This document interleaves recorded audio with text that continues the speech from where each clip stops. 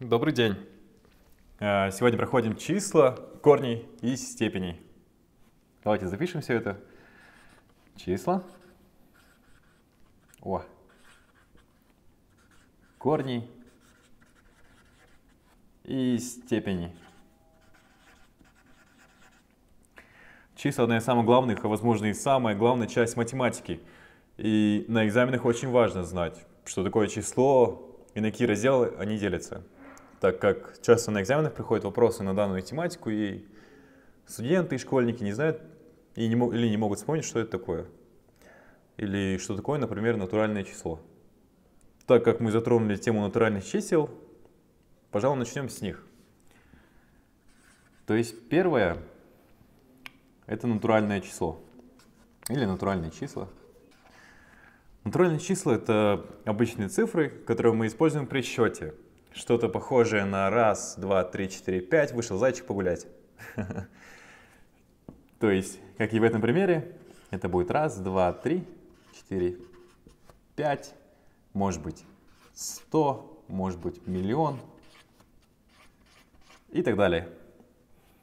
Натуральные числа обозначаются символом n.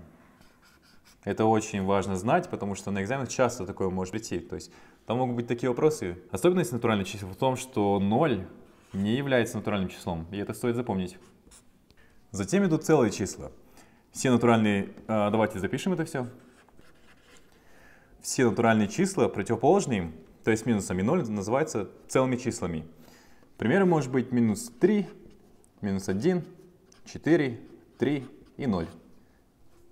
То есть целые числа — это все цифры, включая негативные, которые не имеют никаких дробей. Множество целых чисел обозначается символом z. Особенность целых чисел в том, что 0 является целым числом. Третьими идут рациональные числа. Рациональные числа. К этим числам относятся конечные и бесконечные периодические дроби. С помощью примера будет намного легче это все понять. Пример конечной дроби.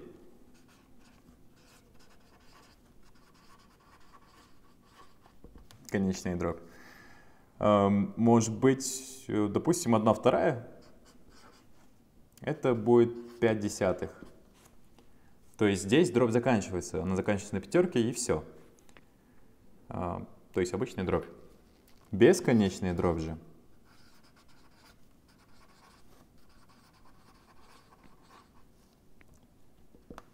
К этому примеру мы приведем однерка, деленное на 6. Это будет 0.1.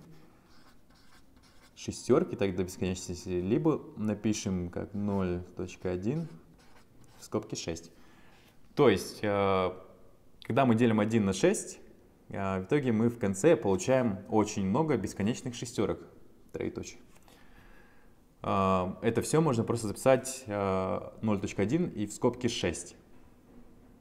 То есть в этом случае дробь бесконечная, соответственно, называется бесконечной дробью. Вот. В этом и главное различие. И здесь заканчивается, и здесь не заканчивается. В примере конечной дроби и бесконечной дроби представим обычное яблоко. В примере конечной дроби яблоко можно разделить на 2. В итоге мы получаем 2 половины. То есть сделать это очень легко. Взял и разделил яблоко на 2. А в примере бесконечной дроби сложно разделить одно яблоко на 6. На 6 одинаковых частей. То есть мы должны получить вот такую часть. То есть каждая частей должна быть такой. Если у вас получится одно яблоко разделить одинаково на 6, то я рад за вас. Попробуйте. Последними идут иррациональные числа. Иррациональные числа это бесконечная периодическая дробь. В отличие от бесконечной дроби рационального числа, в иррациональных числах цифры не повторяются, соответственно, не могут быть записаны в скобки. С помощью примера намного легче будет это все понять. То есть 1 делим на 89, в итоге мы получаем 0.0, 1, 1, 2, 3, 5, 9, 5 в 5. Можете проверить с помощью калькуляторов. То есть здесь не рандомные цифры, но здесь очень разные цифры, которые не могут быть записаны в скобки. То есть мы не можем вставить, допустим, однерку в скобки, потому что однерка дальше не повторяется.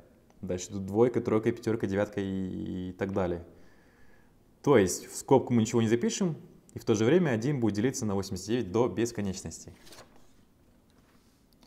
Теперь мы прошли числа. Нужно пройтись по корням и степеням чисел и по их основным операциям. То есть теперь нашей темой являются корни и степени. Есть смысл обсудить эту тему вместе, так как они очень и очень схожи.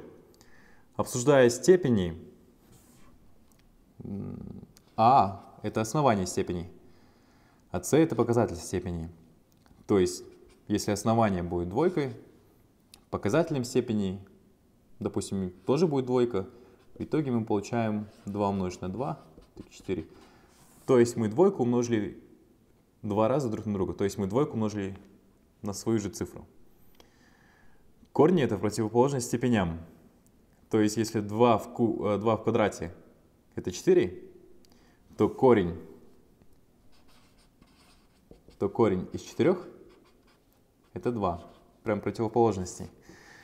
Степень, записанная в корне, также может быть записана в степень. Допустим, корень из 4 может быть записан как основание из 4 в 1/2 степени. Что это 2. Тот же самый пример.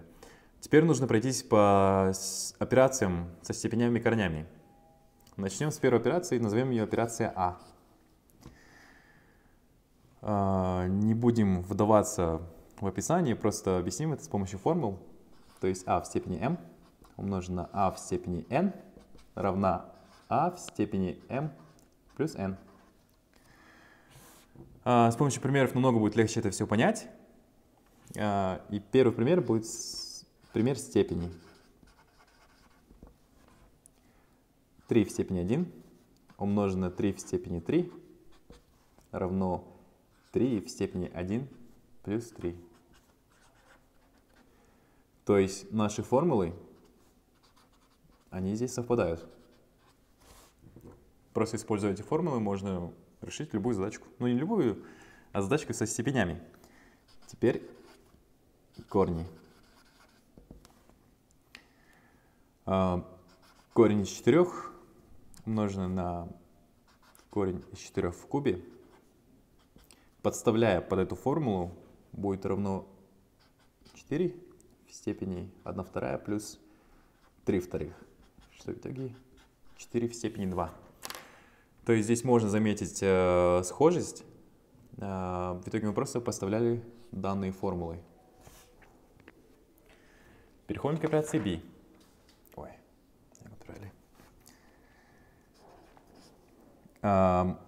Тут опять же с помощью формул попытаемся объяснить. То есть А в степени m деленное на А в степени n равно А в степени m минус n. Приведем примеры.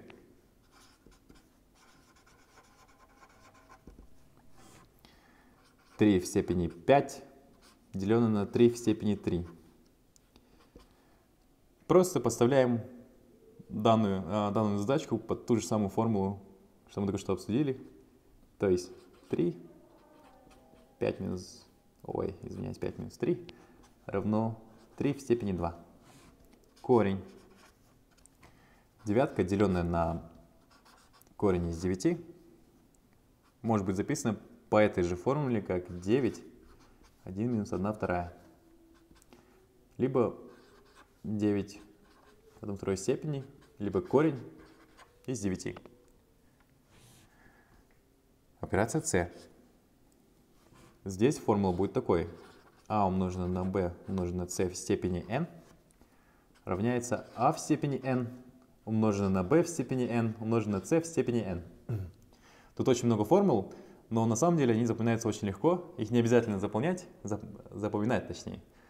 Как бы при решении задачек с корнями и степенями, они просто останутся у вас в голове. И это очень и очень легко. Приведем опять же примеры.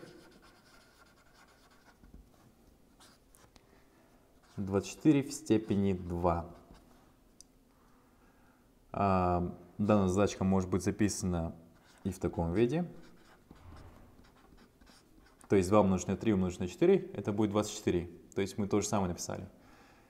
Используя формулу выше, мы получаем 2 в степени 2 умножить на 3 в степени 2 умножить на 4 в степени 2. Следующий пример.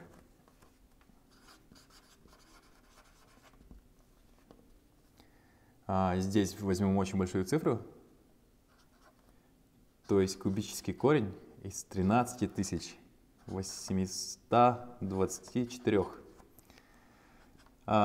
Используя тот же путь, что и в предыдущем примере, мы получим 8 умножить на 27 умножить на 64. И используя формулу выше, мы можем эту задачку написать и так. Кубический корень из 8 умноженный на кубический корень из 27 умноженный на кубический корень из 64. Переходим к операции D.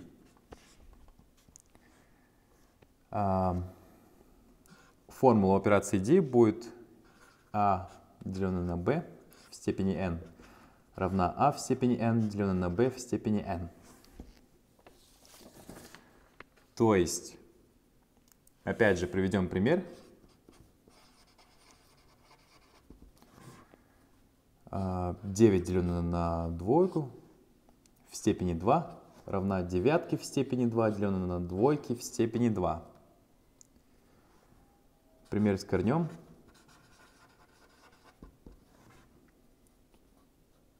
(121) деленное на 81, и это все в квадратном корне, равняется квадратному корню из 121, деленное на квадратный корень из 81. То есть мы используем данную формулу. Переходим к операции I. Формула операции I гласит, что a в степени m и все это в степени n равняется a в степени m умноженное на n. То есть, приведем пример, не будем писать степень, корень, просто запишем. То есть 2 в степени 3, и все это в степени 4 равняется 2 в степени 3 умноженное на 4, либо 2 в степени 12.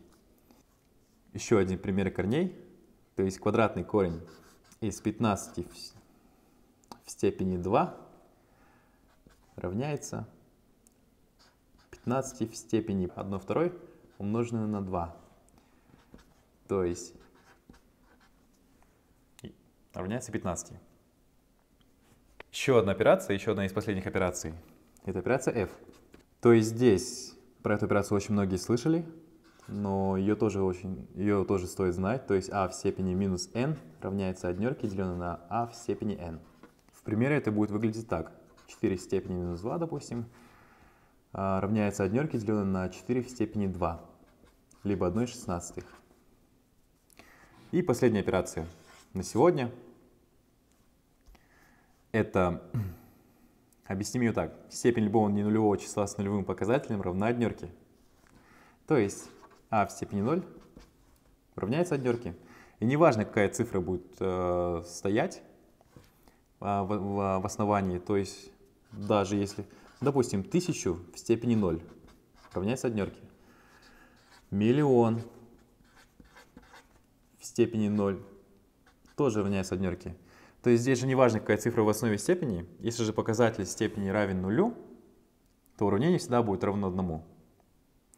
Сегодня мы прошли свойства чисел, корней и степеней. Спасибо большое за внимание. До свидания.